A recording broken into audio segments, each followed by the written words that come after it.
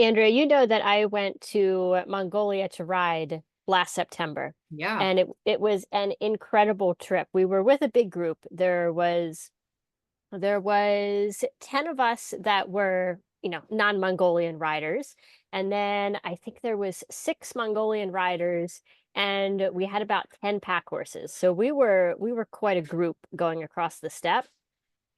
But there was one moment that really stands out to me in the days that we were out there, and this was a 10-day trek total. So obviously there were so many times that I was grateful for the horses, that I was inspired by what horses are. And, for Oh, me being there in amazing. Mongolia, the horse culture there and the spirit of those horses is so strong. But there was a moment where the horse I was riding went down in a bog, Oh boy. and I had the thoughts go through my mind very quickly of, do I jump off? Do I hang on? Is he going to be able to get you know, climb his way out of this? So it's really tricky sometimes riding in Mongolia because the bogs there, they will often have high grass, of course, that's growing on top. And there'll Hmm. be spots that go through that are dry, and then all of a sudden, if the horse steps the wrong place, you're just in mud that they sink in up to their Yeah. chest, up to their belly. Yeah. And they sometimes you just don't know. You don't know how long it continues. You can't easily see where the dry spots are and where Yeah. they need That's to go. scary. Yeah. And I know you had experiences like that with deep mud when you did your trek across Costa Rica. Absolutely. Yeah, absolutely. And it's terrifying. And we tend to, as humans, start to panic when actually we need to do the very opposite. And really feel for the horse and of the horse and go calm so that we don't interfere with them trying to get themselves out. Absolutely. And just in case you're tuning in here for the first time, my name is Callie. I'm here with Andrea, and both of us have been lifelong riders, lifelong horse people, and have specialized in, at least in recent years, as we continue to learn and grow in who we are as horse people, in doing things in a way that is putting the horse's best interest first. Andrea has a very strong background in behavior, has studied ethology, and has worked with horses and given clinics internationally. Um, and I've also had the pleasure of riding horses from around the world, riding in many different disciplines. So we're here to talk today about the idea of feel, and is feel, especially in these kinds of moments where something just happens, is it, how do we develop uh, that response, and what is feel, and is it something that we can learn and improve? So when this horse that I was riding, I had nicknamed him the Khan. A lot of the horses there, they don't necessarily have names. The horses are in big groups, but of course for those of us coming over and riding, we wanted to give our horses names. So the Khan, he stepped off the path. He instantly went down in the bog, and he was up to his chest, and he kind of sank, that his front feet sank first. So I had that split second thought of, do I jump off or do I stay on? And really, before I could have moved, but I had the sense to stay there, I put my hands down so that he could completely have his head, and waited as he worked his way out of it. And it was probably only 30 seconds. And he reacted instantly and essentially just thrashed his way out. It wasn't that he went into a panic at all, but he, obviously being a Mongolian horse, I could feel that he knew he had to react really quickly, and he just had that shot of energy in every move that he made. But when I came out of it, one of the riders that was behind me made a really interesting observation about something that happened that for me was unconscious.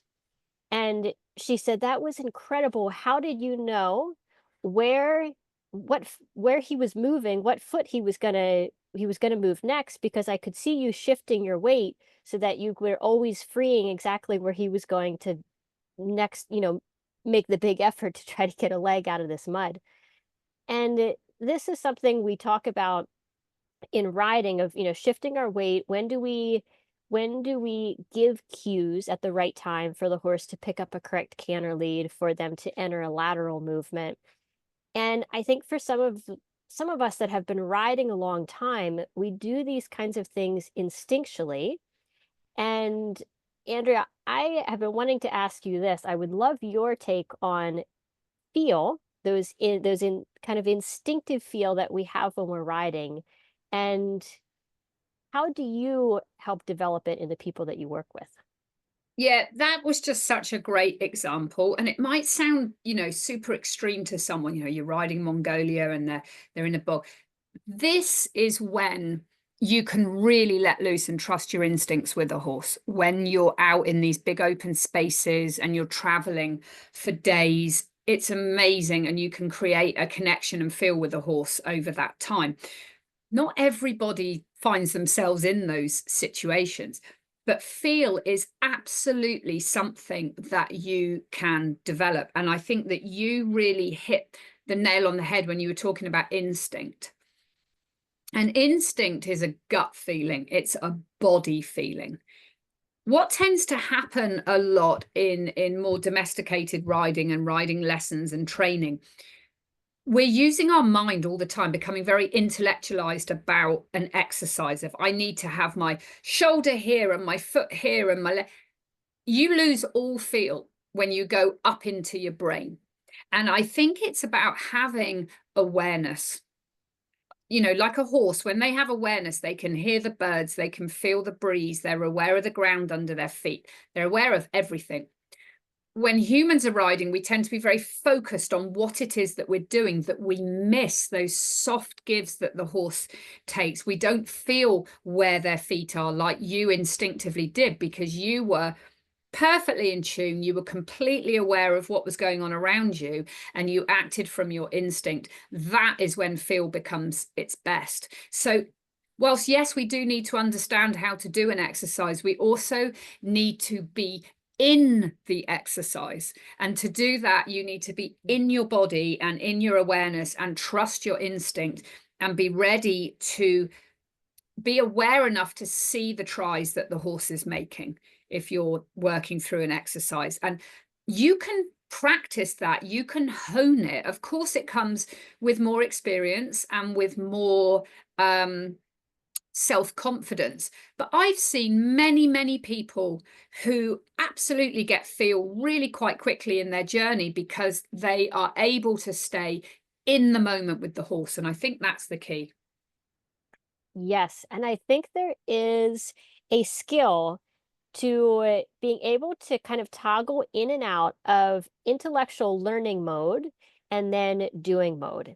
Yeah, And it's a skill that can be learned, that can be applied to any activity in life. So not just something of, okay, you've got to develop this skill as a horse person, as a rider, because when I'm teaching, I often tell students to recognize that in that lesson, they may not perform, they may not do their best, and that's okay.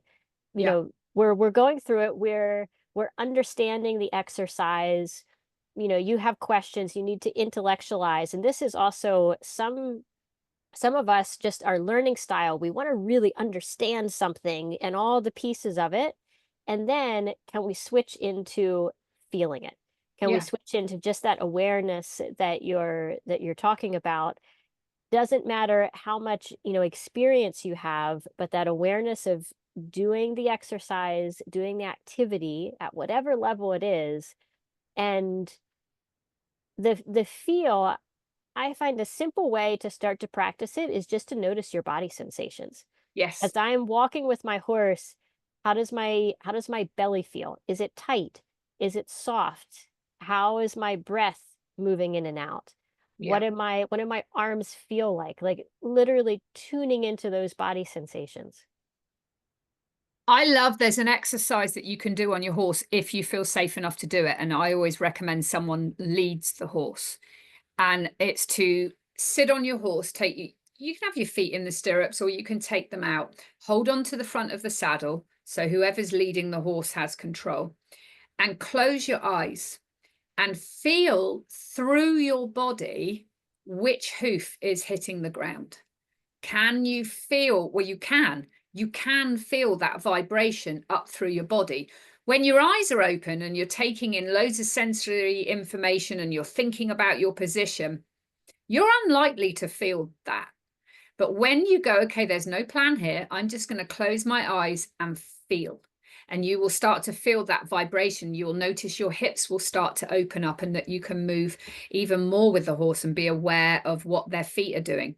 And then you can open your eyes and carry that with you. That's a way that I like to start to develop feel under saddle. And when you're doing groundwork, let's say like you were just talking about walking beside your horse, I like to also put a hand on the horse's neck as I'm walking and go, okay, can I feel their body through my body? And you absolutely can, especially if you like put your hand on the shoulder. So there's a bone underneath your hand. You will feel those hoof beats resonate through the bone. It's awesome, but you can only feel it when you are prepared to let go of your mind a little bit and be more in your body. It's cool. Yes. Yeah, and I think for all of us, recognizing that as we're constantly learning and growing, there's this kind of upward climb in our skills towards that unconscious competence, meaning Yeah. we can do things without thinking. You know, driving the car is the perfect example because the majority of us we drive every day and we don't give it a second thought. But if you remember the first time that you that you drove Oh, a yeah. car, especially if it was a manual, you were full concentration on what you were doing. Yeah. So you know, as we learn and one skill, one day you might need to think about it and you may think, oh, I'm thinking about this too much and I'm having to really focus on feeling and I'm Yeah. going back and forth between being in my body and being in my head. And then you keep at it. And a week later, a few weeks later, you suddenly realize, why I just did that thing. I just did a canter transition. I didn't even think about it. What did I do? Yeah.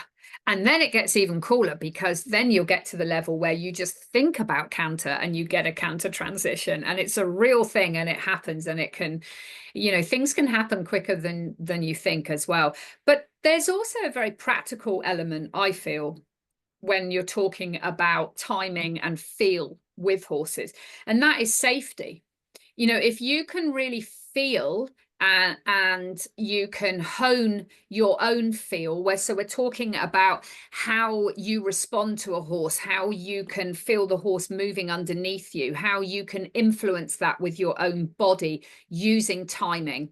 It can also keep you a lot safer because you will start to see things before they happen. You will start to feel a change in the horse and in the way that they're tightening their muscles, or that you can feel their heartbeat under your leg. All of those things give you an opportunity to change what you're doing or do something that increases your safety in that moment. And that is what fires me as a teacher. It's not about what we can get the horses to do, but what you can feel for them and of them, and how that can help your confidence and feel safer. Yes, absolutely. So as you go out this week and you are practicing, whether it's on the ground, whether it is in your ride, we would encourage you to take a few moments, close your eyes. If you've got a helper there, even better. Put your hand on your horse if you're on the ground and just to notice what you feel and start tuning into that sense of feel in whatever you're doing, and notice how that changes your work with your Yeah, horse this week. it's awesome. Stay safe, but just, yeah, give it a go in a way that you can, that's safe with someone holding the horse. But you'd be amazed what you can feel. It's incredible, and it can change the way you ride and interact with your horses. And as always, if we can help you, pop some questions underneath the video, let us know your observations, let us know how feel has helped you and how you helped develop it in yourself. We love to hear from you. Yes. Thank you so much for joining us, and we'll see you back here next week. Bye guys.